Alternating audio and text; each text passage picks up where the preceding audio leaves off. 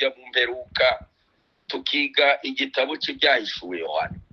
Igitabo cyoroshye cyane nashatse ko tuzakiga, ariko nkabona umwanya wa hano ni mutoya, ariko ndavuga ndi tuzagenda tuvuga gace gato kuzageza aho tuzagera ku biriya bice 16 na 7 n'8. Tuganire cyane kuko tugomba guhora twumva amakuru ya Israel, kandi niyo busole y'isi, niyo cyitegererezo tugomba kureba, kuko Yesu yavuze ngo mwitegereze umutini. Ikibazo cyose kibaye kuri Israel umuntu agomba kugihanga amaso, kuko kiri mu bimenyetso bikomeye bitwereka imperuka. Ariko reka dutangire na introduction yayo, kiriya gice cya mbere uyu munsi aricyo tuvugaho, tuzakomeza n'ubundi. Ibyahishuwe igice cya mbere umurongo wa mbere tugeze kuri uwo wa gatatu, naho ngaho tuganira uyu munsi. Igice cya mbere umurongo wa mbere, byahishuwe na Yesu Kristo iby'Imana yamuhereye kugira ngo yereke imbata ze ibikwiriye kuzabaho vuba, agatuma marayika we nawe akabimenyesha imbata ye Yohana. Uhamya ibyo yabonye byose ari ijambo ry'Imana no guhamya kwa Yesu Kristo. Hahirwa usoma amagambo y'ubu buhanuzi, hahirwa n'abayumva bakitondera ibyanditswe muri bwo, kuko igihe kiri bugufi. Amina. Ibyahishuwe na Yesu Kristo n'iby'Imana yamuhaye. Hariya mwumvise ko ari nk'uruhererekane iby'Imana yahaye Yesu Kristo akabiha marayika nawe akabiha Yohana nawe akaza kubitubwira. Iri jambo ibyahishuwe biraboneka inshuro 18 mu isezerano rishya.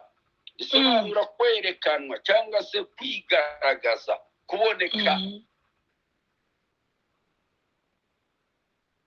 Ariko guhishurwa mu nshuro 9 abantu. Ishurirwa rero rivugwa hano si ubushakashatsi, si ubwenge bw'abantu, ahubwo ni ugukuraho igitwikirizo cyari gikingirije imitima. Imana yaje gukingura kugira ngo umutima uboneke, ibyari biwuhishe biveho.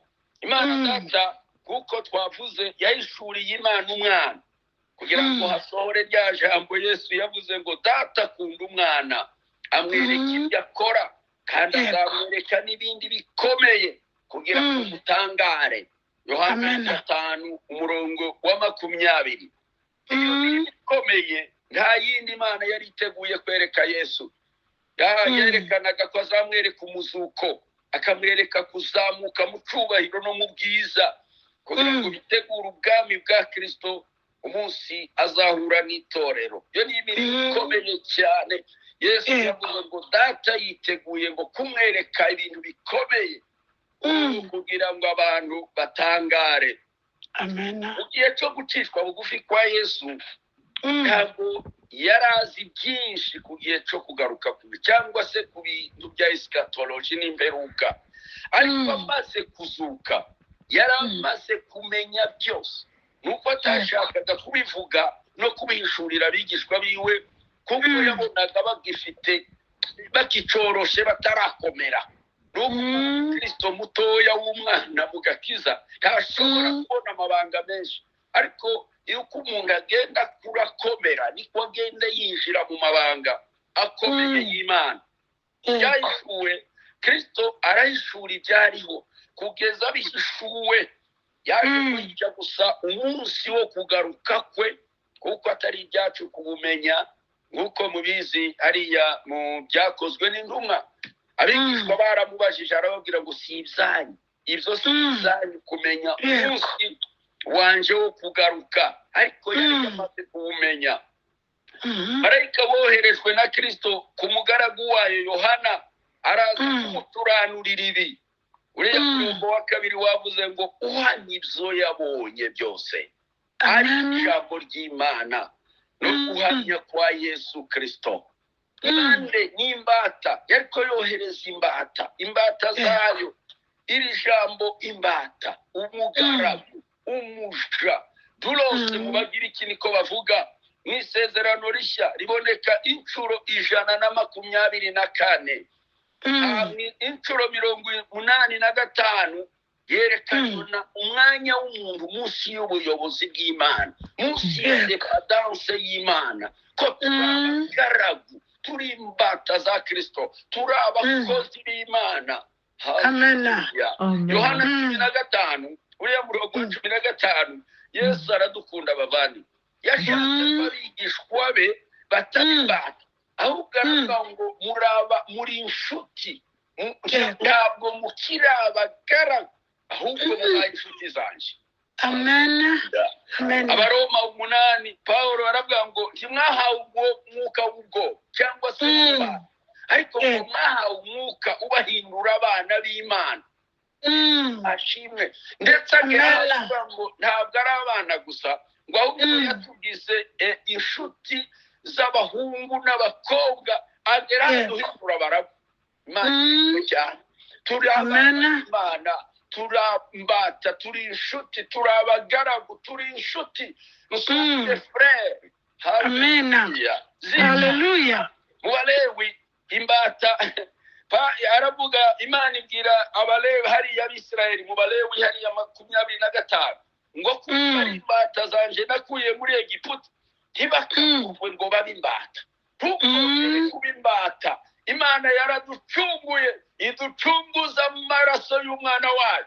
Tugomba kuba imbata z'ibyaha, tugomba inshuti za Yesu, tukabana b'Imana tubiheshejwe no kwizera. Kuva 21 umurongo wa 6, Abisirayeli ngo bazaga bapfumuza imbata uruhindu hariya ku gihamambiro, bakavuga ngo uzasohoke muri iyi nzu. Twebwe abana b'Imana twatoborewe mu bihamambiro z'inzu y'Imana. Amen. Tuzasohoka, twarinjiye. Dawudi yarahatoborewe, aravuga ngo kuba mu bikari by'Uwiteka. Haleluya.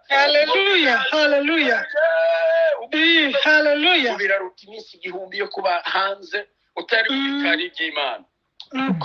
Uriya mugore w'umugabekazi w'Isheba agera kwa Salomo, aravuga ngo wahirwa abagaragu bawe bahora bumva amagambo y'ubwenge. Bavandimwe inshuti zaje, ni byiza, urahiriwe wowe uba mu bikari by'Imana. Amena. Wowe uzuzuka ukerera, ukicara, ukumva imirimo y'Imana. Haleluya. Amena. Twiga, iyo umuntu aje hano ahora yiga. Hari igihe muzabukira bamwe bakagira ngo none simba, nta munsi n'umwe ndakerera. Ndabyibuka ko n'umunsi umwe naraye ku kibuga hariya Nairobi, nabuze indege mu kibuga, namafungura mukerera, ndanezerwa. Ariko Mana yanjye, iki gitaramo umugisha abantu baza batarabahana, usari igitaramo kizagisanga umuntu mukire mutaramye wicaye ahantu kuje, rikamariza ikaza ugatarama ukumva abaririmbyi, abasenga, abagaragu b'Imana, abari imbere y'Imana mufite amahirwe. Amen. Aya mahirwe ntasanzwe, Yohana yarayavuze. Nicyo cyatumye yavuze ngo hahirwa uwumva, hahirwa usoma, hahirwa uwitondera.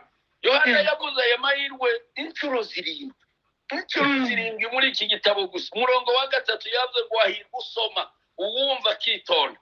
Umurongo wa 14 umurongo wa 13 aravuga ngo hahirwa abapfa bapfira mu mwami wacu. Nuko baravuga ati baruhuka imihati yabo, kuko imirimo yabo ijyagenda bibakurikiye.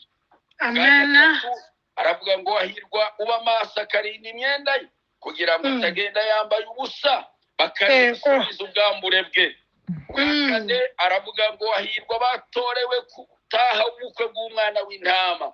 Amagambo ngo n'ay'Imana.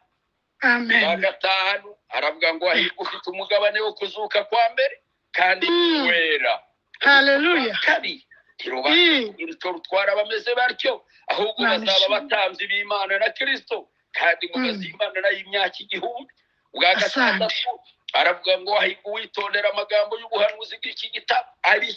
Ubwa 2 mutegerere kuri iki gitabo gusa, aringingira abantu gusoma ibyahishuwe. Ubwa 7 aravuga ngo hahiriwe abamesera ibishura byabo kugira ngo bemererwe kwegera cya giti cy'ubugingo kandi banyure ku marembo binjire muri rwa rurembo. aya mahirwe bavandimwe Imana ishimwe. n'aya mahirwe Yesu yavuze mu butumwa bwiza bwa Matayo. Ya mbere ihirwe yavuze yavuga ngo hahirwa bafite inzara n'inyota zo gukiranuka.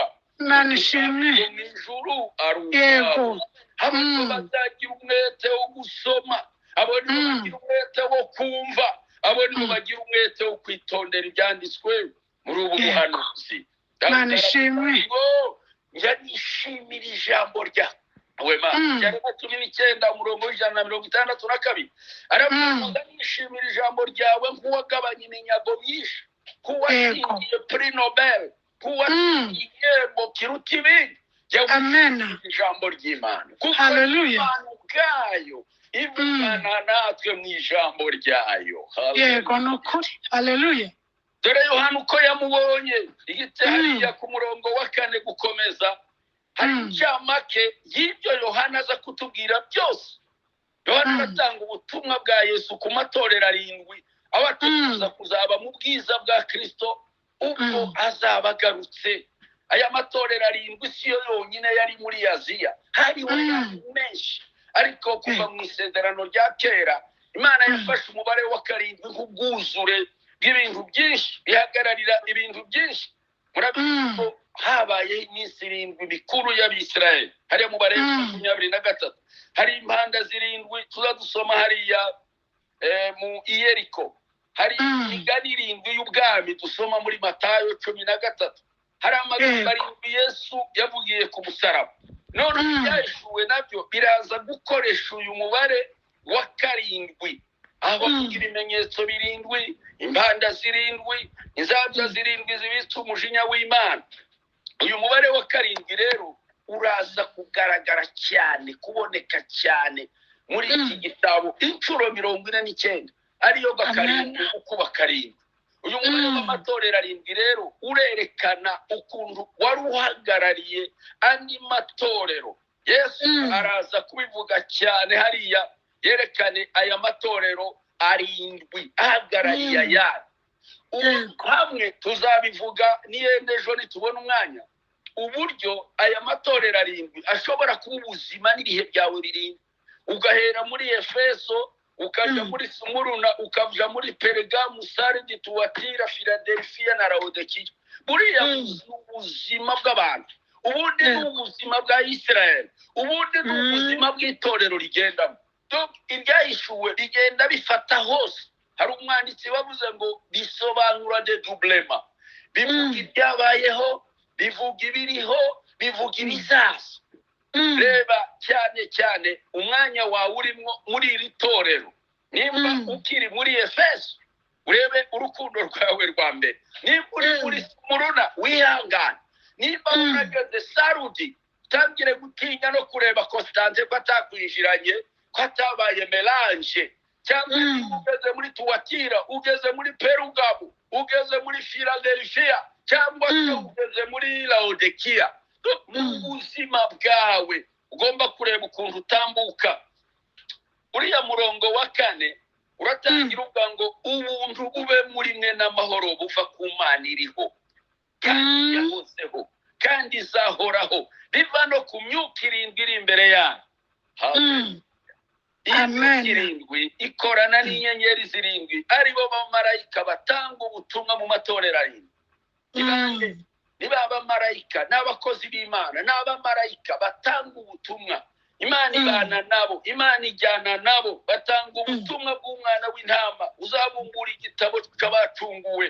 bivuga ku mwuka ukorera mu buntu none mu itorero, niwe uzakorera no mu isi gucira abisi urubanza mu gihe umugambi w'Imana no gucungura abantu uzabugeze ku iherezo, cyangwa se uzabugeze ku ntego yabo. hariho abantu ubu batumva ubutumwa bwiza kandi babwumvira ubuntu, ariko ubwo buntu nubwo bukomeje nibwo buzacira isi urubanza. none ngo nakizwe, nahindukire, nakorera Imana ku buntu kandi ugahendahenda, ariko bamwe bakabyanga, bari kubyanga, barabyanze murabizi, nabo muri babwira bakanga, ariko ubu buntu buzagera igihe buhagarara. ubu Yego. buzahinduka urubanza buzakira isi urubanza buzagerageza isi. Bibiliya itubwira amagambo aremereye cyane hano ukuntu Yohana yamubonye. Mureke tuhavuge hariya ku murongo wa 5. Yesu Kristo umugabo wo guhana ukiranuka imfura yo kuzuka utwara abami bo mu isi udukunda kandi watwejejeho ibyaha byacu amaraso ye. Yohana araza kwerekana aya mazina y'icyubahiro, aya mazina ngiye kubabwira abavandimwe ateye ubwoba, ni meza, araryoshe kuyumva, ariko mu gihe azahindukira yakira urubanza bo biteye ubwoba cyane. Abisi bita ku mutima. Yohana yabonye nk'uko abantu bose baboroga bakaza bikubita mu gituza. N'ukubera iki batashoboye kumva uyu mwana w'umuntu. Izina rya mbere murongo wa 5 ngo ni umuhamya w'ukuri, témoin fidèle, niwe muhamya w'ukuri. Icya kabiri ni imfura yo kuzuka. Irya gatatu utwara abami bo mu isi. Irya kane ni alfa. Irya gatanu ni omega. Irya gatandatu ni umwami Imana. Irya karindwi ni ishobora byose. Uyu mwanya n'ayo matitre Yesu yarayahoranye. Kwararindwi Yesu yarayahoranye mu ijuru, ariko ibyahishuwe nibyo biza kuyerekana, nibyo biza kuyahishura, nibyo biza kuyagaragaza. Aya mazina azagira imbaraga n'agaciro isi ihuye n'urubanza wayo rucibwa nk'umuhamya w'ukuri. Nta wundi témoin, nta wundi mugabo uzifashishwa kugira ngo ucibwe urubanza. Oya, umuhamya w'ukuri azaba ahari. Abami bose bazemera ko ari we alfa na omega, ishobora byose. Amena. Abanze kwakira ubutumwa bwiza. Ibihugu banze ko Bibiliya yinjira mu bihugu byabo. Abatware n'abami n'abayobozi banze ko ijambo ry'Imana rivugirwa mu bihugu byabo. Uwo munsi bazikubita mu gituza. Bazavuga ngo umuhamya w'ukuri.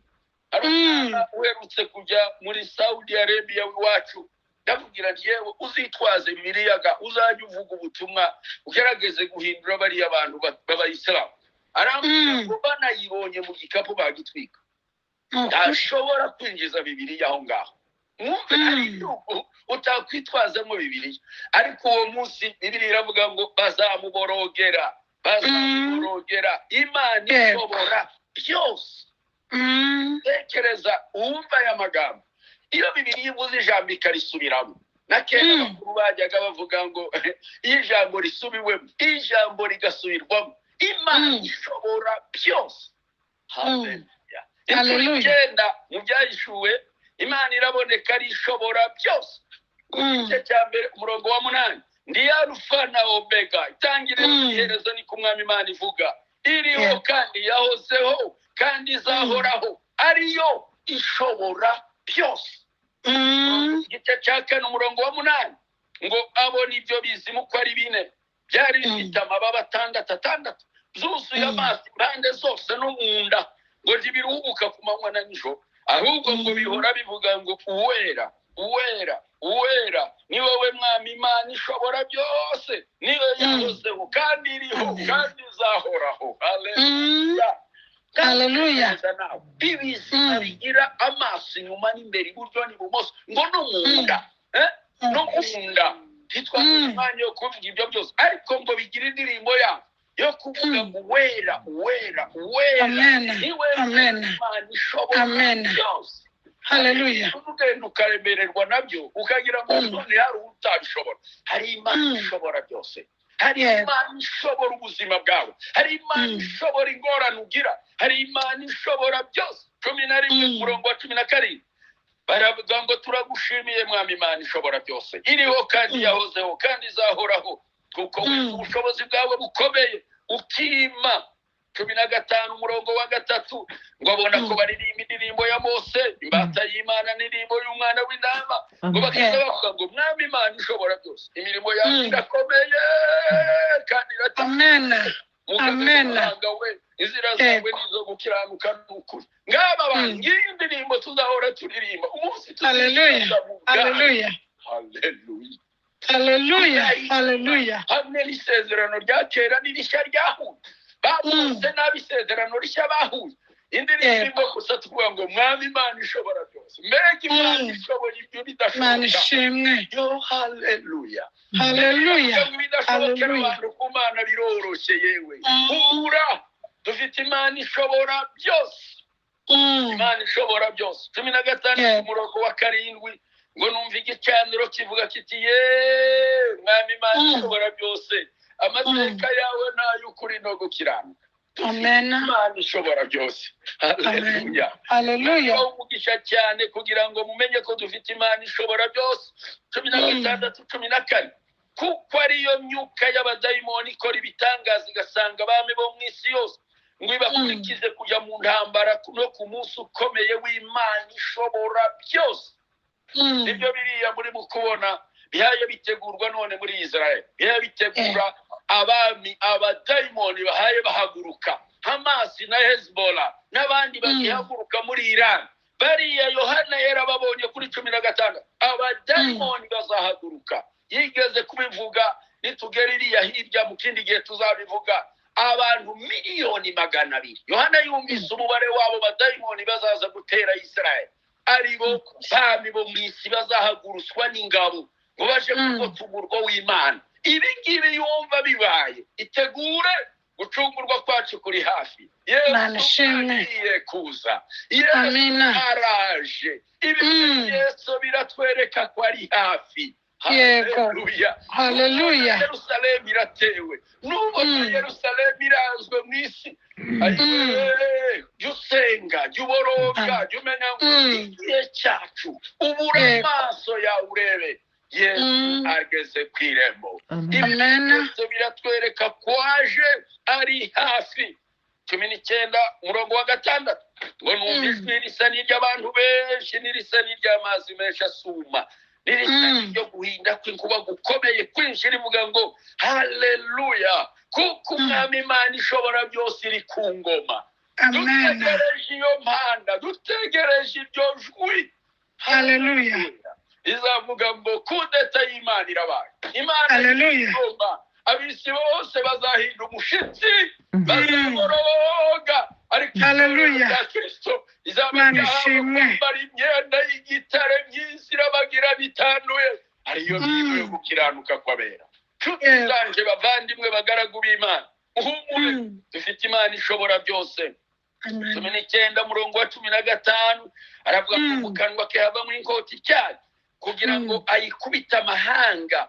azayagaragiza inkoni ye yemeshenge muvure w'ingazi w'umujinya w'Imana ishobora byose agiye nsoma aya magambo ndatangara uzi ko Imana yateguye ibintu bikomeye cyane biremereye umujinya w'Imana ukundu yengesheje ibirenge byayo izakandagira ayiwe yarababaye cyane abantu banze kumva ubutumwa bwiza Imana izaza ije guhora inzigo ku bantu banze kumwemera no kwizera murongo wanyu muvuga ko Imana ishobora byose 21-22 wicyakora sinabonye urusengero muri rwo kuko umwami Imana ishobora byose n'umwana w'intama ari bo rusengero rwarwo Imana ishobora byose niyo rusengero tuzaba turi muri we tuzaba turi muri yo tuzaba twicayemo kituzongera kandi kubona urundi rusengero umwana w'intama Imana ishobora byose niyo rusengero tuzaba turi muri yo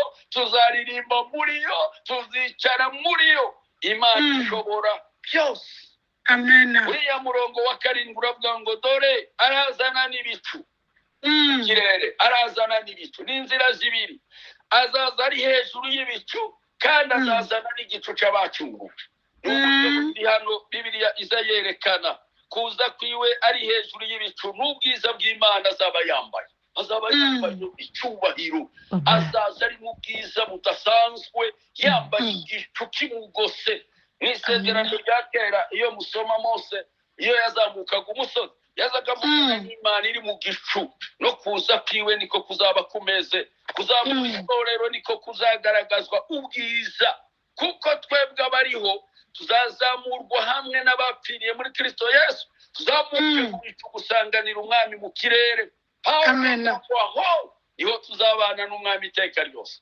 Hallelujah. Ku itorero kuzakurikirwa no kuboneka kwa Kristo kuzaba ari igikorwa gikomeye cyane kuko umubazo w'ihuye bizaba gafla ko guhuza no guhumura. Icyo cyane ndavuga ngo hari aho kurira kwa rari umuntu nijoro mu gitondo hari aho yitegura gutarama abavandimwe ariwe twateguye n'umwigisha ari kerera. Hallelujah. Hallelujah. Gusanganira umwami Nishimwe. Yo. Ahimbazwe Yesu. Abifuje kuzakora igitaramo nimwitegure kirahari. Hallelujah. Yesu ariko aragitegura. Ntabwo bategura igiteramo cyo kuduhuza twese ariko umwami Yesu yaragiteguye. Imana yiwe izavuga Amen. izavuga koko. Hallelujah. Muri Amerika na Afrika na Aziya n'Uburaya naho tuzamuke tuzakora igitaramo kidasanzwe. Hallelujah. Guhumza no guhumza. Hallelujah. Hallelujah. Sande Yesu. Tuzamuka ku itorero kuzaduha igitaramo bacu ariko tuzaba muri icyo gitaramo yemwe bavandimwe tuzategure tutegereze Yesu. Ngo nangoja sana Bwana Yesu. Hallelujah. Hallelujah. Kuko muzamutegera kuko muzamwitegura kuko muzamutegereza ariko utegereza umwana w'umuntu uramenye ntuzawunikire uzasinzire uranishimwe yego abakobwa basinziranye amatara yabo ariko tegereza umwana w'umuntu araje urabirizi burasirazuba ukeri burengerazuba niko kuza k'umwana w'umuntu kuzaba kumeze.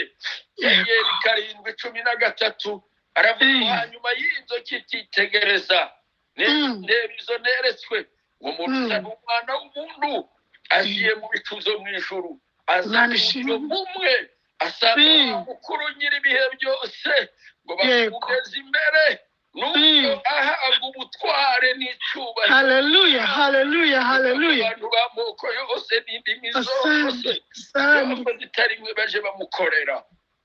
Twarebwe n'ubutware bw'iteka ryose butazashira kandi ubwami bwe n'ubwami butazakurwaho ubwami butazahanguka azabagara indimi zose amoko yose.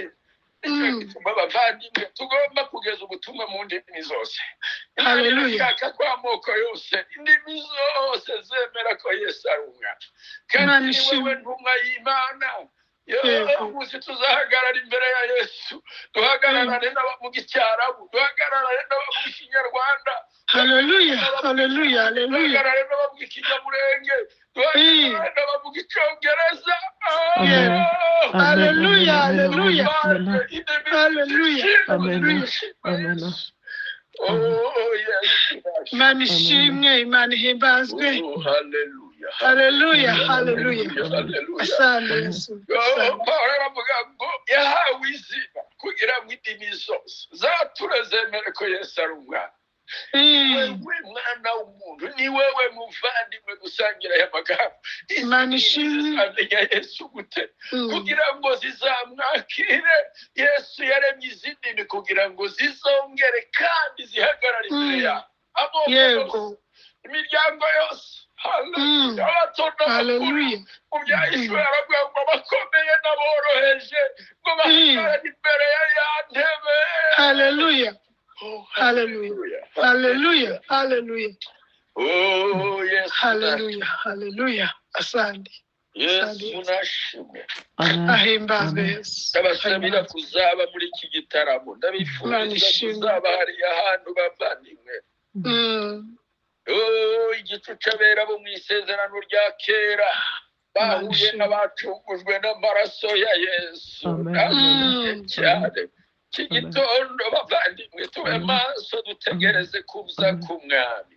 Baravuga ngo mbona ko ijuru rikinguka kandi ngiye kubona mbona ifarashi y'umweru uhetse nayo yitwa uwo kwizerwa kandi ukuri ingabo zo mu ijuru zose ngo ziramukurikira.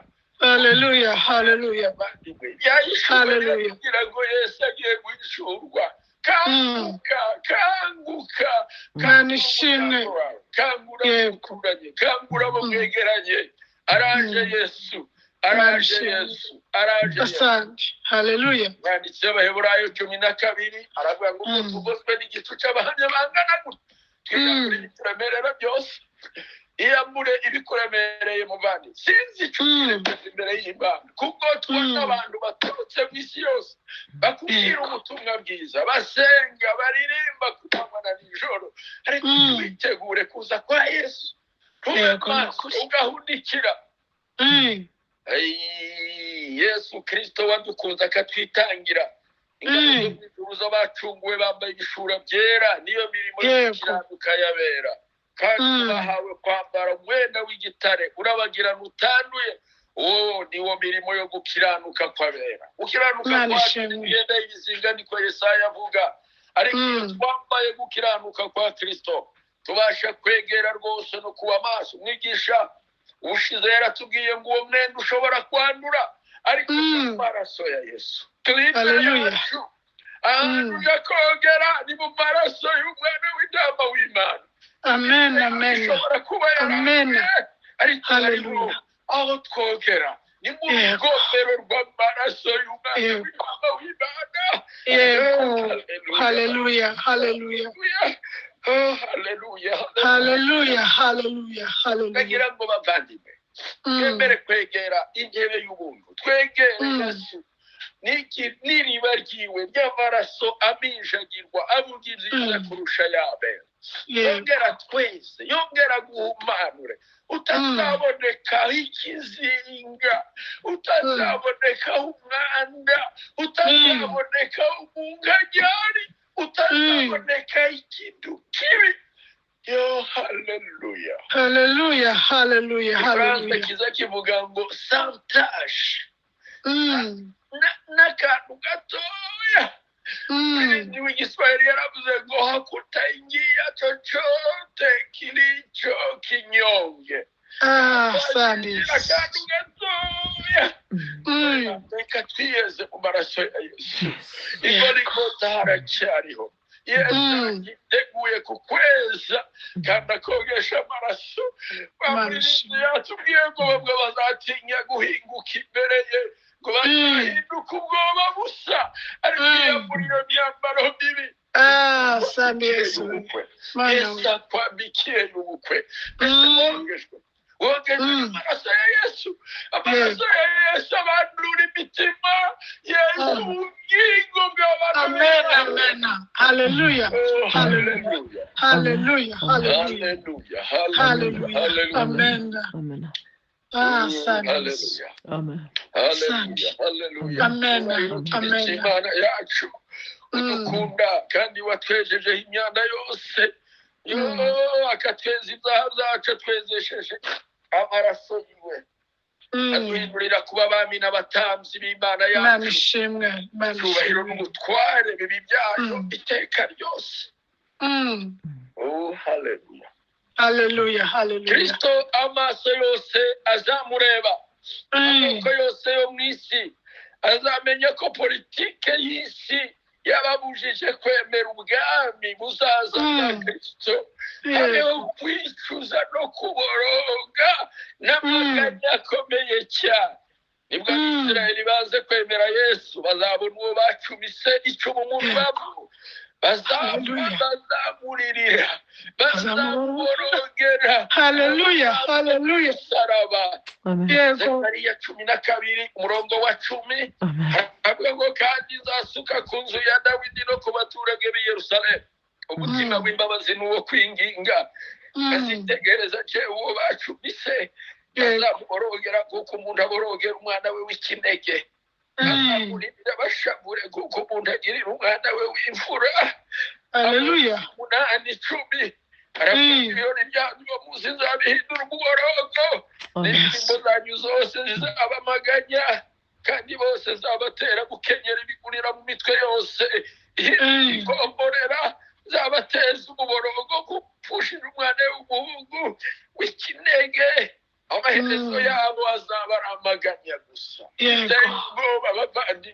yemwe iyo isi ya none iyo udasoma ijambo ry'Imana ukareba ukunda abantu banga kwakira ubutumwa bwiza Imana ishimwe Imana yewe bintera ubwoba Imana ishimwe Imana ishimwe cyane Imana ishimwe mu buryo bw'ibitangaza abisirayeli bazatabarwa bakize umwanzi wabo iyo dusoma Daniyeli 12 umurongo wa mbere maze icyo gihe Mikayeli wa mutwaro ukomeye uhagarara imbere uhagarikira abantu bawe bahaguruka bazaba ari igihe cumi barutigeze kubaho uhereye igihe amahanga yabereye ukageza icyo gihe abantu bazaza banditswe muri cya gitabo bazarukorwa babandi Daniyeli yavuze kuri 12 ngo banditswe mu gitabo cy'ubugingo iyandikishe we Haleluya haleluya haleluya uzakira uriya mujinya uzatera numva umutima wanje wishimiye cyane Yesu no kwishimira kuza kwiwe Imana ishimwe babaye kawa munsi Daniyeli ngo imbaraga zarabushize numva imbaraga zashize kabisa numva itege kugira ngo mbabwire ngo tube maso kuza kwa Yesu kuri hafi kuza kwa Yesu kuri hafi muvandimwe ni ikihe kimenyetso utarabona mu maso yawe reka dusoreze kuri iri jambo Yohana aza kuba mu mwuka ku murongo wa 9 umusaza Yohana muri ibyo bihe bikomeye gutyo ngo aba mu mwuka Yohana wari usangiye n'abera amakuba n'ubwami aza kuba mu mwuka Yohana mwene so musangiye amakuba n'ubwami no kwihangana muri Kristo Yesu ari ku kirwa cya Patimo bambura ijambo ry'Imana no guhamya kwa Yesu ku munsi w'umwami wacu ngo ndi mu mwuka Yohana ntiyivuga intumwa ariko arivuga nka mwene data yicisha bugufi cyane no mu butumwa bwiwe bwose yahoraga yerekana kukiye bugufi bari n'izindi ntumwa araza kujanwa ku kirwa cyitwa Patmos umusaza witwa Victorius yanditse mu gitabo kiwe kimwe ngo avuga amateka ni muri Histoire de l'Église aravuga ngo Yohana bamujanye nk'umusaza ngo bagenda baza kumukoresha imirimo y'agahato bamujyana gucukura ubutare gucukura amabuye y'agaciro mu myaka y'ubusaza mu myaka 90 bamaze kugerageza kumwica biranga ngo bamujyana ku kirwa bacukuragaho amabuye ngo aje gukora tije akora imirimo y'agahato ajyana ahantu haleluya haleluya bavandimwe ntizaza ugera aho ngaho uzumenya ko umwami wacu intumwa zose za Yesu zanyuze aho hantu ni ukuri abatware b'Abaroma bamutandukanije n'abantu ariko ntibamutandukanyije n'Imana yiwe aho baravuga ngo niki cyadutandukanya n'urukundo rwa Kristo Yohana yahawe uwo mugabane w'abakristo wo kubabara haleluya Marko 10:29 aravuga ngo twahawe tuzahabwa icurishana hamwe no kubabazwa icyo gihe Yohana yahawe kubabazwa ariko ni muhumure Yesu yanesheje isi uko dusoma hariya mu ijambo ry'Imana ngo bakomeze imitima y'abigishwa babakura ngo bagumirize kwizera babakuriye dukwiriye guca mu makuba menshi bashaka kwinjira mu bwami bw'Imana icyakora n'umuntu abashaka kujya bubaha Imana rwose bari muri Kristo Yesu bazarenganywa Petero umusaza aravuga ngo bakundwa mwe gutangazwa n'ikome ryo kubagerageza riri hagati yanyu reka bagusha igishano ahubwo mujye munezerwa nuko mufatanije imibabaro ya Kristo kugira ngo muzanezerwe mwishima bihebuje ubwo ubwiza bwe uzaba buhishuwe nimba uyu mubabaro mwinshi ukomeye gutya uzabanziriza mu Bisirayeli n'abazitwa mu gihe cya Kristo umenye ko nta Imana ivuga ko itorero ritazahura n'iyo mibabaro tugomba guhora twiteguye tugomba guhora utegereje icyo nacyo ni igihembo n'ingororano zacu cyo cyatumye byahishuwe 7:14 ngo aravuga mwami biwanje niwe ubizi aramubwira ngo abana bavuye muri uryo mubabaro mwinshi kandi bameshe ibishura byabo bazezesha amaraso y'umwana w'intama w'Imana. Yego. Imana ibafashe, Imana ibahe umugisha abavandimwe. Reka turekera aha ngaha tuvuge kuko Yesu arashaka kukuba amaso utegereze wa munsi, tegereze igitondo, tegereze umwana w'intama w'Imana. Ntituvuze ishusho yiwe hariya, Imana niduha umwanya tuzabivuga ejo, ariko yari iryoshye cyane. Nari natekereje ko nza kubabwira ukuntu yamubonye ishusho yiwe mu maso hiwe, n'ukuntu arabagirana n'ukuntu akeye.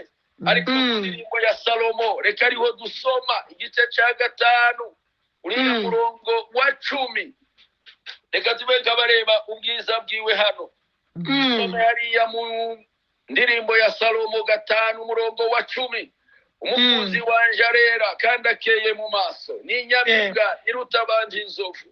Umutobe n'ikizahabu nziza cyane, umusatsi we uratibye kandi urirabura amaso ye ameze nk'ay'inyana ziri ku migezi yuhagijwemo amata kandi ateye neza. Mu misaya ye hameze nk'akarima k'imibavu, hararambutse nk'imikingo itwikiriwe n'uburabyo buhumura. Iminwa ye imeze nk'inyangange itonyangishangi iyagirana. Ibiganza bye bimeze nk'impeta y'izahabu zashinzwe mu tarushishi. Mubyimba we umeze nk'ihembe ry'izobu ribajwe ryashizweho utubuyenge twa safiro. Amaguru ye ameze nk'inkingi za marimari zishinzwe mu dutebe tw'izahabu nziza. Uko umuseke usa ni Lebanoni, ni mwiza nk'imyerezi, imvugo iranezeza. N'ukuri ni mwiza bihebuje. Uwo niwe mukunzi wanje kandi uwo niwe nshuti yanje. Yemwe bakobwa b'i Yerusalemu mwe, yemwe bakristo mwe, nguwo Yesu tuvuga ni mwiza. Yohana yaramubonye abona mwiza mu buryo butangaje. Reka turekere aha tuzakomeze. Mana ibahe umugisha, utegereze kuza k'umwami. Mwami Yesu ni mwiza kandi agira neza. Imana ibahe umugisha kubwa Yesu Kristo umwami wacu. Turagushima mwami Yesu, turaguhimbaza.